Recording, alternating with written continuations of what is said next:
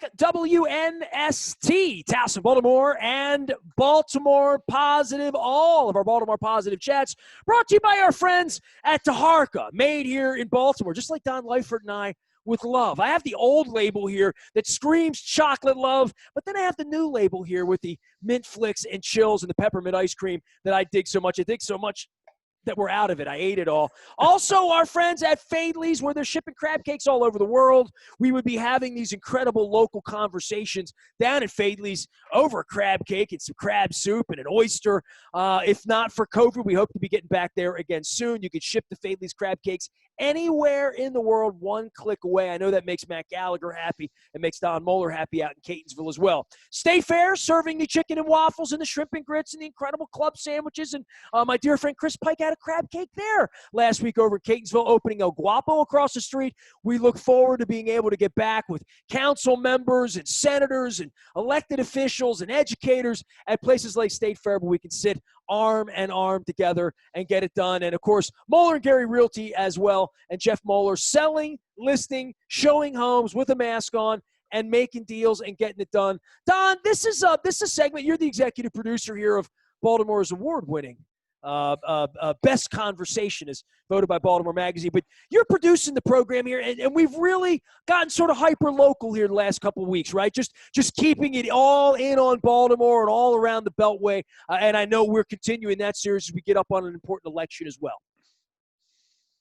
Well, it is important, and I'm delighted to have our two guests today because, Nestor, they've done something really unique, and we're going to talk about it. And I've been around county government and city government a long time, and what they've decided to do in terms of a partnership in the way they approach the job really has never been done. I mean, it's not an exaggeration. It's a new approach, and I want to talk about it. So we're delighted to have Baltimore City Councilman from the 5th District, Yitzy Schleifer, joining us, and his counterpart in the 2nd District of Baltimore County, Izzy Patoka. Guys, welcome to Baltimore Positive. Thanks for being here. Thank you, Don, and thank you, Nestor, for inviting us to the show. Let's talk a little bit, Izzy. Let's just jump right in and have you talk about your district, where it is, what it encompasses, and then we'll go to Yitzy and have him talk about his, because I think that's where the idea of the partnership will grow from. Sure. Thank you, Don. So I'm council member for the 2nd District of Baltimore County. It's basically Pikesville, Owings Mills, Reisterstown, Glendon, Ruxton, and Lutherville. There's 118,000 people that reside in the 2nd District of Baltimore County, so it's fairly significant in terms of population. Is that the biggest district, or is there a bigger district than that? They're equally divided, Nestor. So okay. There are 7 councilmanic districts, and so if you multiply the 118,000 by 7, you have the county's population. And the county's growing, so it's likely after the census to be even larger. And it's large geographically as well. On the west side, the border is Scotts Level Road and Winans Road, and on the north is Shawan Road. To the south is the city line and the 5th District of Baltimore City, and on the east it goes all the way to Charles Street. So it's large in population and large in geography. Everywhere I like to eat, Don, right? Right. Yeah, there are a number of good places to eat at in the councilman's district. Yitzy, how about your district? Describe that for folks over there in the 5th District of Baltimore City. This is from Howard Park all the way to North Roland Park. So I go I have the city-county line all the way across. Councilman Patoka and I share about 3.5 miles of border across the top. And so going from Howard Park to North Roland Park encompasses, a bunch of different diverse neighborhoods in between, including the Pimlico Racetrack is smack dab in the middle of my district. And so there's really a lot of regional stuff that goes on both in Councilman Patoka and I's district. My district is slightly smaller than his. The county has 50% more people than the city and also has half the amount of council members. However, one thing that is different is that all districts in Baltimore City are not divided evenly. As you may know, my district has grown in population, along as the 1st and the 11th district, and so now coming up to the to every 10 years where they redivide the districts. Certainly, my district is going to end up getting smaller in size, along with the other 2 districts that have grown a lot in Baltimore City. So then it'll be right side. The next time I come, in my district will probably be 1/4 Baltimore City. Now, where did almost out of the gate, you guys decided that there were regional issues, that this line between the city and the county really is nothing more than a line. And I remember, Izzy, that early on, you got involved with a joint community meeting. And I can remember reading that and saying, wow, this is a new day. That's the kind of thing. I don't remember council members across city and county lines having joint community members. Where'd that idea come from? Well, Yitzy and I have been friends for a long time, and so it was really one of the easiest efforts that I've been involved in as a council member. We even talked about it when Yitzy is just beginning his shortly will be beginning his 2nd term. I think he's got an election ahead of him, but finishing up his 1st term. And while I was running, while Yitzy was in his 1st term, we were talking about joint efforts back then. I was successful, and so since we were talking about it prior to both of us being elected officials, once I became an elected official, we talked about issues where we could work jointly in terms of environment, in terms of public safety.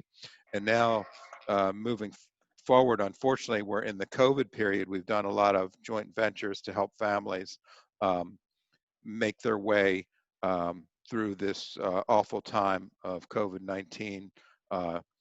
We both work a lot on food distributions, and we see each other a lot, and we talk once or twice or 3 times a week. So it's kind of the easiest thing I've done as a council member is work with my neighbor to the south, Councilman Yitzy Schleifer. Yitzy, how has it been effective? I guess as folks are listening, it sounds good, and it sounds, kumbaya-ish. It's a good thing, working together in regionalism. How has it concretely helped your district and helped you be a better council member? Incredible how much can get done when you're not concerned about who gets the credit. And so, Councilman Patoka and I are good friends and good partners. We're not concerned about who's getting the credit. And so we hear all the time issues that have not gotten resolved for many years because of all the bureaucracy and red tape that comes along with dealing with an issue that borders 2 different jurisdictions. And so working together has really been able to resolve a lot of old problems. I mean, one important thing we did together, there's a street that in the middle of the street is divided between the city and the county. And there was a need there's a handicap ramp that lets you on this bridge, but then you can't get off the bridge because there's a steep curb. And it was understood that the other side of the curb was the other jurisdiction. And so working together, we were able to get that curb dropped and get a raised crosswalk put in so that you can safely cross the street. The people who are crossing the street don't care that the city-county line is in the middle of the street. The jurisdictions may care, but Councilman Patoka and I don't. We just want to service everybody, whether they live in the city and the county. And so it's really very fruitful on resolving issues both for handicapped folks as well as young families. And we worked on a joint string cleaning together where we brought out over 100 people from both the city and the county. And so that stuff is only made possible when you have people who are willing to put themselves aside and their credit aside and just working on what's in the best interest of everybody. Guys, we're almost 300 conversations into this, and a year and a half ago, Don and I sort of dreamed up this thing to talk about it, and there's been a theme that's come back, whether it was Johnny O, whether it's Jack running the city, or Brandon who's going to run the city, and I think it goes back to Ron Cassie, and I will again promote that we were voted Baltimore Magazine's best conversation, so I got to give Ron some credit on this too, but they did a How to Fix Baltimore magazine a couple months ago. We had him on, and the educational part of how the city and the county got divided in 48, the politics around it, what the county became in the 50s and 60s and 70s, and how there's this flight in the city, and we're talking about census and dropping below 600,000 and what that means for financing for the city, and and policing and all of these things that you don't share, but to your point, there's a pothole in the middle of both of them, and it gets hot potatoed as to who's going to handle it, right? For where we are in COVID and the fact that there's only an imaginary line when I drive on Eastern Avenue East back on my side of town where I lived and driving up Reisterstown Road as to where the city ends and the county begins or vice versa. But this collective for all of us to try to work together, what you guys are doing is sort of inspirational, quite frankly, to hear about it, because everything we've seen and politically everything Don teaches me is that it's county versus city, and that's not Baltimore, that's America, as to whether the plant gets built in Dundalk or whether it gets built in Port Covington, that it usually is competitive, right? And that it hasn't led to such great things historically over the last 50 years in a lot of cases for where a city and a county line begins and ends. Point. I mean, there are certain things that we are attached on. And so you look at our water system as one of the most important functions of government. We are partners. Oh, Don's nodding. System. Don's like, oh my God, you hit Nestor's hot spot, the water. I was going to say, you just woke him up, Councilman. You just woke him up. It's always a hot topic, but that actually gets to the point where, we are partners on some critical functions. We're partners on. We're all drinking the same water. Exactly. And we also, we share certain parks that are owned by the city, leased by the county, golf courses that are owned by the city, leased by the county, so on and so forth. So there's a lot that we're partners on. And the question really you have to ask yourself is, why aren't we just partners straight up across the board? Why aren't we, working together in every function? And so Councilman Patoka and I are really trying to take the lead on that and encouraging everybody, no matter where your district is, to work with your counterpart on the other side of the line. And I would add that the line itself is unnatural. It's not a natural line. It's a hand-drawn line on a map. But what is natural is community. Communities are natural.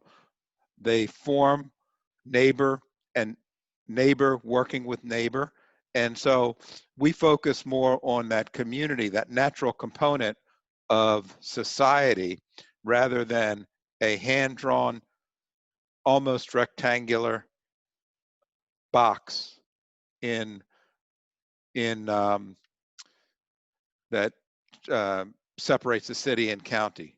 In fact, when I was, this is a long time ago, when I was a young planner for Baltimore County, we used to have an empty box where the city was on every map. And David Fields, who has passed, I think, Don, David Fields was David Fields, director of planning. Right.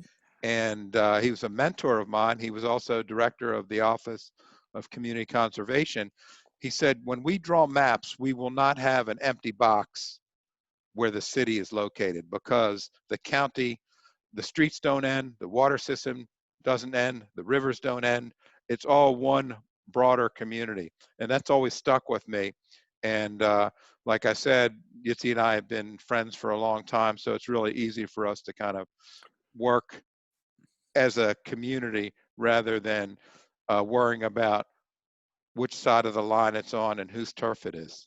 Well, you really, both of you have really touched on what was the germ of the idea that led to Baltimore Positive. People will say to Nestor and I, you guys still believe, you still believe that the future of the city is bright. And we do believe. And we don't must be. It has to be. It has to be. That's a better way to put it, Nestor. Has to be.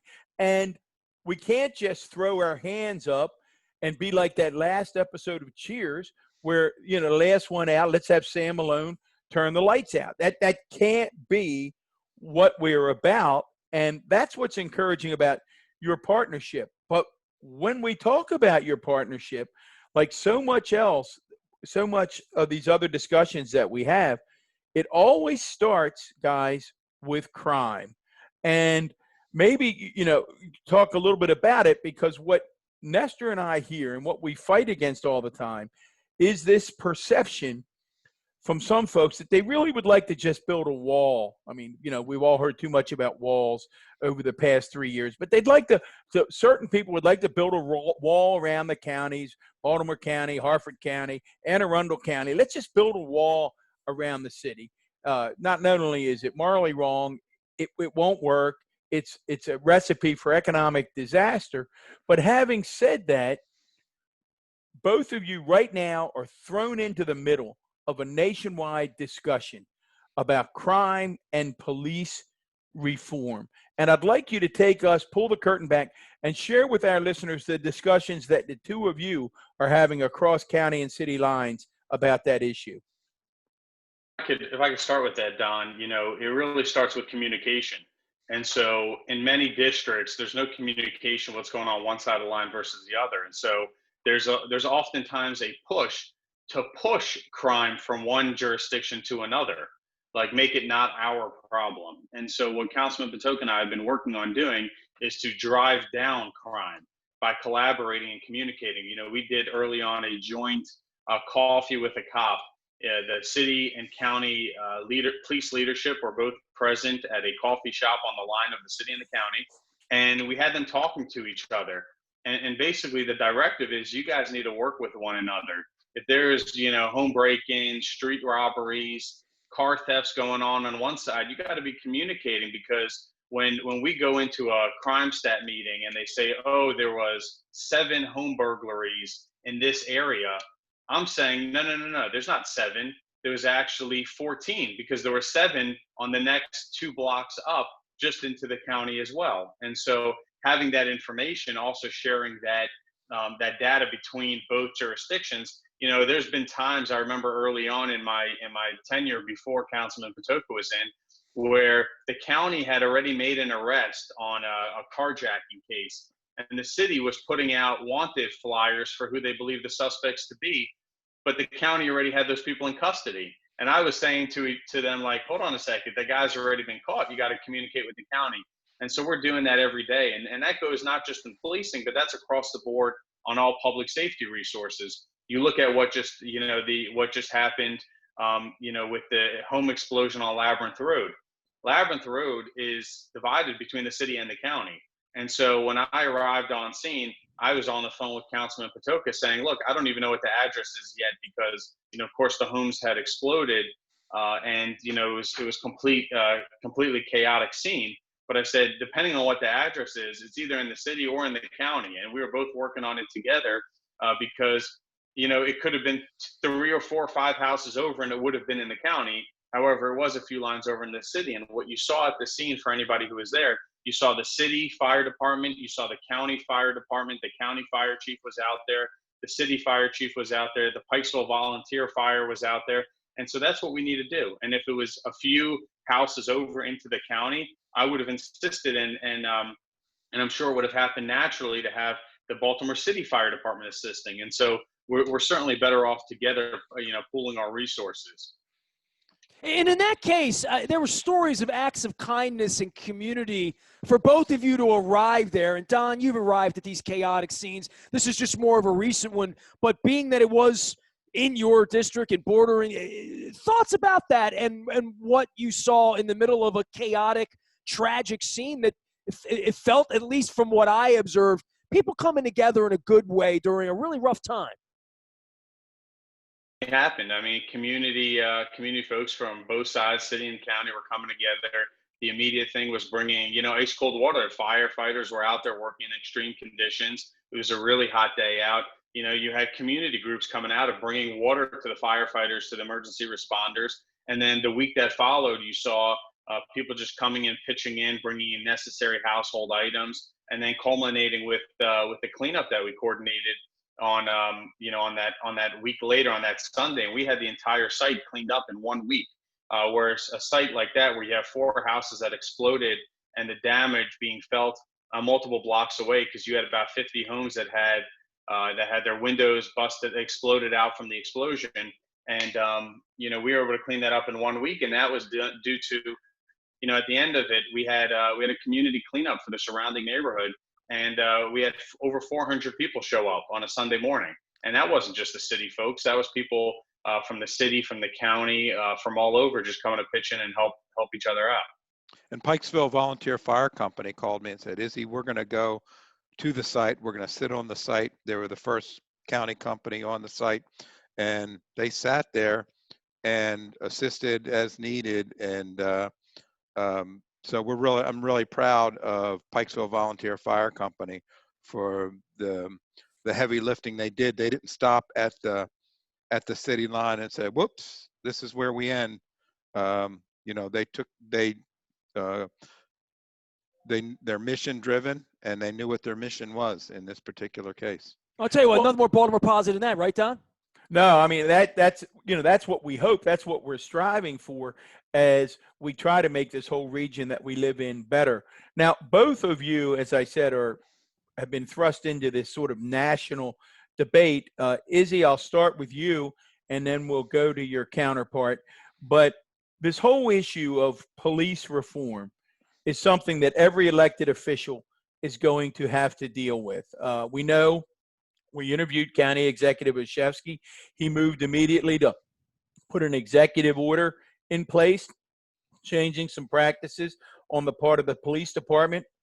I know the council has been discussing Councilman Jones's bill, and I know there's some discussion back and forth now with the administration again in terms of perhaps codifying some of what is in that executive order in county law. Give us and our listeners an update, Councilman Patoka, on where we are in Baltimore County in terms of police reform and where you think we need to be. Sure. Thanks, Don. So Baltimore County has I think, a very strong network of police community relation councils. And each police district has that. And that's one component of police and community interaction. With all of these events that are occurring nationally that have been receiving quite a bit of attention, certainly we've had some events in Baltimore County that could have been handled much better than it was handled. So Councilman Jones introduced a bill that had a variety of components on police reform. I also introduced a companion resolution because right now we have youth that are highly energized, and I will say I participated in or have spoken at least half a dozen Black Lives Matter rallies, and each one of them were organized by young people. One that I participated in was organized by a 15-year-old. All were peaceful, all were respectful. Unlike other parts of the nation, there was a great deal of respect between people that were expressing their feelings and with the police. They were working together to make a better Baltimore County. And so seeing that the high level of energy and motivation coming from young people, I introduced a resolution to address the equitable policing work group that the county executive established. And that work group is mostly law enforcement folks. There's one community member, one school member, but I thought this is the time to harness that energy of young people, get them engaged in policing, in equitable policing, get them engaged in decision making. So my resolution was to add 7 young members to the equitable policing work group, one from each councilmanic district, one to be selected by each council member. And so we would change the dynamic of that group to make it young, and that young person would be between the ages of 16 and 25. Right now there's just one young person, and I think he's gone off to college now. So I think that it's a stressful time. It's difficult. We have, Baltimore County has a very strong police department. But there are certainly some issues that need to be addressed. Well, I want to jump in there and Yitzy, before we want to bring you into this conversation as well. I want to share what to me is the biggest challenge, and that is, I think that in most police departments across the nation, there are many, many more good men and women who want to do the right thing, who want to be there the way I always describe it, was as a former police chief did to me, because they're interested in service and not adventure. They're there for the right reasons. I also believe, and you guys can weigh in on this, that we do have a systemic issue with both training and some systemic racism issues that take a small portion of what we'll call bad cops that continue to get communities in trouble. And my frustration has always been that, and I never had much success in getting them to engage on this issue, was that FOPs, Fraternal Order of Police organizations across the nation, always seem reluctant to me to say, yes, we have some bad cops and we need to be as vigilant about getting rid of them as we do about supporting our good cops, of which I think there are far more. I mean, could you all talk about it? And Councilman Schleifer, I'll come to you first. Talk about the role that the FOP has to play in being at the table and bringing about this meaningful change. This entire conversation is actually very different in the city than it is in the county, and for two key reasons. Number one, Baltimore City Police Department is a state agency, and so we don't actually have the legislative authority to legislate the police department. So that's something that's unique to Baltimore City, and it's certainly very problematic in enacting real, tangible change like instantly. And the second thing is Baltimore City Police is under a federal consent decree. And so a lot of the calls that you're hearing nationwide, a lot of reform that are long overdue, has been stuff that's been in the process in Baltimore City. And as a chairman of public safety for Baltimore City Council, I've been very focused on that and making sure that the police department is following the orders of the federal government, the consent decree, and making sure that they're implementing all the technology and all the other reforms that are necessary. And so there's certainly been a lot of progress made, a lot of increased transparency and accountability, changing just the culture of policing as a whole. And so Baltimore City is unique in that. And then there are a couple things that the local jurisdiction of Baltimore City can do, and we have been doing. And I can just jump right to the first bill that I heard as chairman of the Public Safety Committee, and that was to end gag orders in Baltimore City.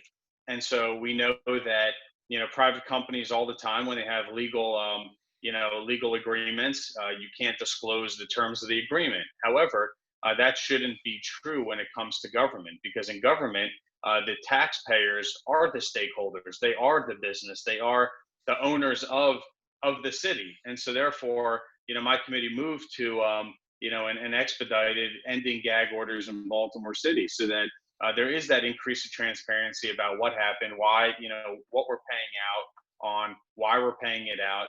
And so that was a, very progressive piece of legislation that we were able to get done on a city level that can help change how behavior is in the police department. Well, I tell you what, from the city perspective and the county perspective of media, right? And one of the things we started with Baltimore Positive was every night the news leads with some reason to not come back to the city, and, how it's this hellscape and all of this. And we count the murders here, and that's where we are. For the county to come back and for me to live here, and it breaks my heart, right, to live down at the Inner Harbor and have friends in Bel Air or Westminster or Pasadena and say, hey, come up to the city. And they say, I'm never coming back to the city again. And the perception of it, And I walk through the harbor all the time. I live at the Inner Harbor. I've lived here for 17 years. The perception and the reality and how it's painted is very, very different than I think the perception, even during COVID, where things are certainly a lot more quiet down here. There's just not a whole lot going on. That this is a time for us to sort of bring back a reputation here to be a leader. And I know I talked to Eric Costello about the Black Lives Matter movement in the aftermath of George Floyd, for Baltimore being sort of feted as being a place that 5 years after Freddie Gray, we have gotten better. Maybe we don't feel it. Maybe we don't say it. Maybe it's not on the news every night. But I do feel parts of our city and living here and moving about have gotten better.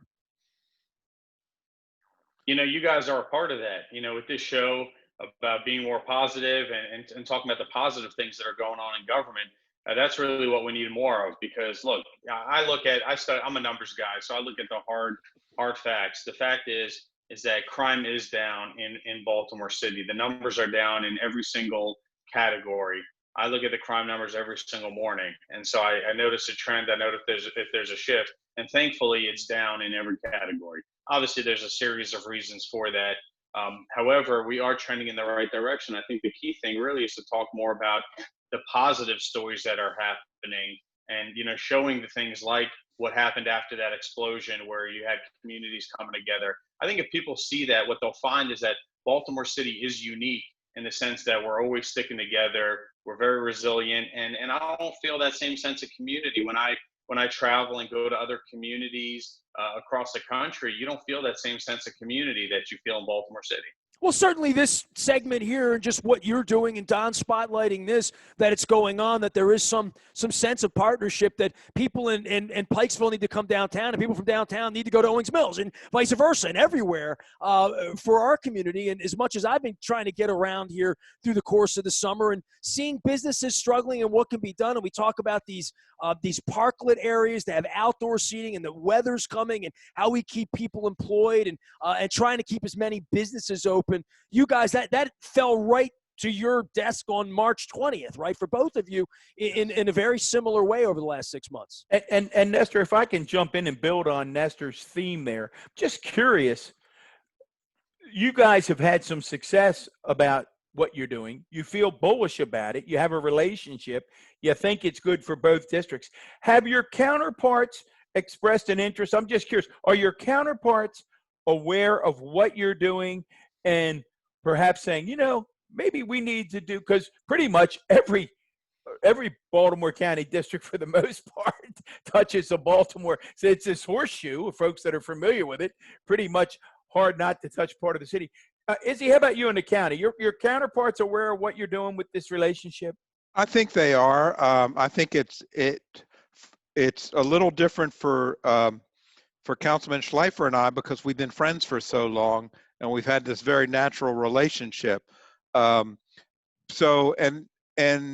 I think that the other council members seem to think it's a good idea. For some, it's a little difficult. I would say that probably Zeke Cohen's district and Councilman Crandall's district probably it might be a little bit more of a challenge to work together.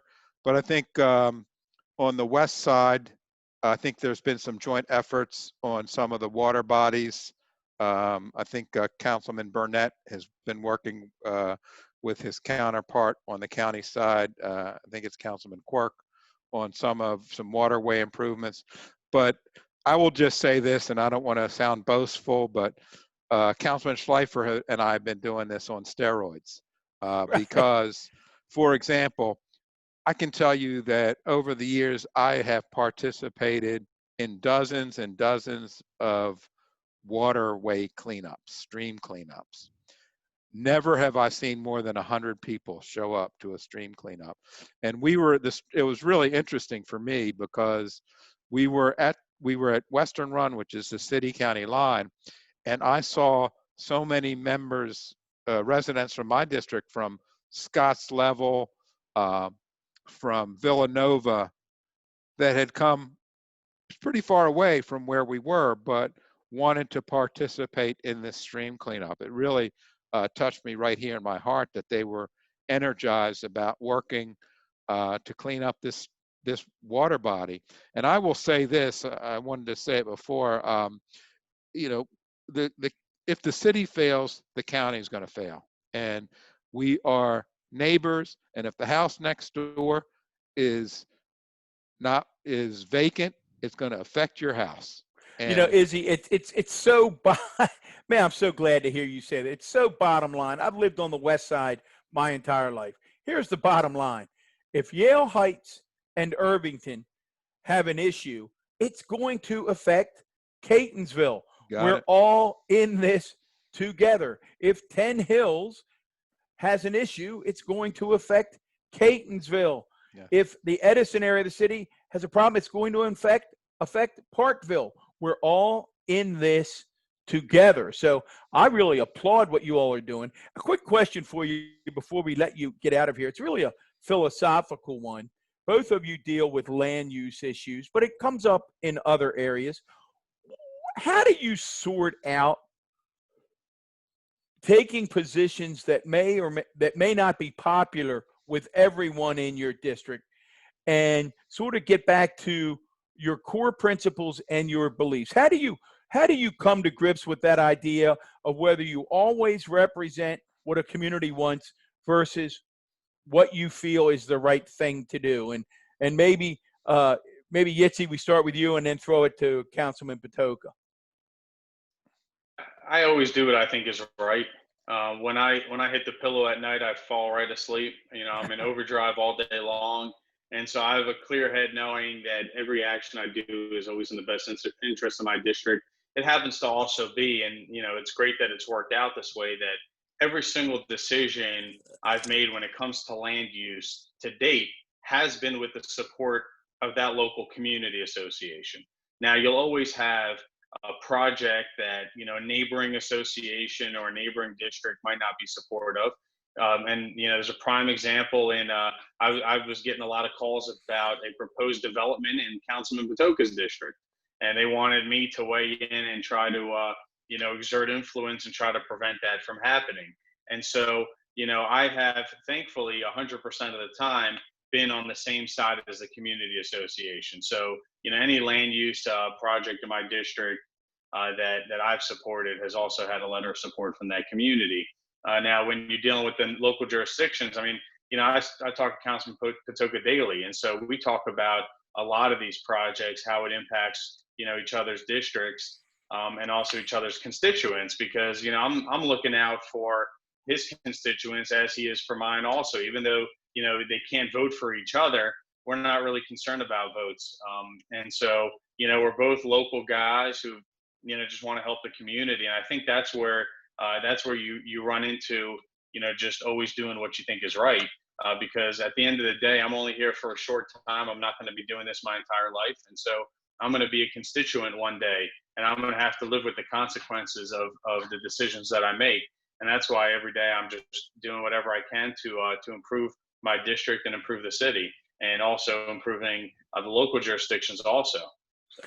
Izzy, you just wrapped up another comprehensive zoning period in Baltimore County every 4 years. Probably the toughest thing that a councilman goes through, hours and hours. You're a planner, so you come at that with a unique perspective. Years ago, you were the guy giving council members all of the background information so they could make the decision. Now you're the one getting the information and making it. Was there, I always like to give our listeners a look inside, was there a particularly difficult issue this time that you really had to think through and had to struggle with a little bit before you made the final decision? There were numerous difficult land use decisions for me, but what I did, Don, is I employed certain land use principles in each decision. So, for example, I don't believe that financial distress should drive land use policy, good land Tell use us what policy. that means. Izzy, explain that to folks. So an example might be that country clubs, for example, which throughout the county have declining memberships. So their expenditures remain the same. But if you have declining membership, then you have to divide those expenditures by the number of members that you have. So knowing that, when we passed legislation for impact fees about a year ago, I introduced an amendment to extend the time for implementation of impact fees for country clubs, because I thought they needed to be master planned carefully because they're large swaths of land. So country clubs we have, I think, 3 or 4 in the 2nd district are coming in and each 4 years and want to sell off a portion of their land so that they can meet the expenditures that they have. And I do not believe that sustainability through amputation is a good land use policy. And so I think that there needs to be a harder look at how to have membership be a little bit more healthy, and then also how do you master plan the site so that we're not just chopping off a piece here so that we have a Dollar General store one end, a CVS next to it, and there's no real thought or planning given to it. And I'm not picking on any particular country club. I'm just saying that if you apply good land use principles, then you'll end up with a community that is healthy and transformative. I think Catonsville Commercial Corridor is a great example of a commercial corridor that's worked really well, and that's been master planned really well, and that has been taken care of really well. And I want that for Pikesville. And I think that if we don't carefully address our 2 largest parcels of land moving forward, then Pikesville is headed for decline and decay. Identify those won't happen. parcels, Izzy, for our listeners. Identify what those 2 parcels are in So in I would Pikesville. say the 3 most difficult land use decisions for me were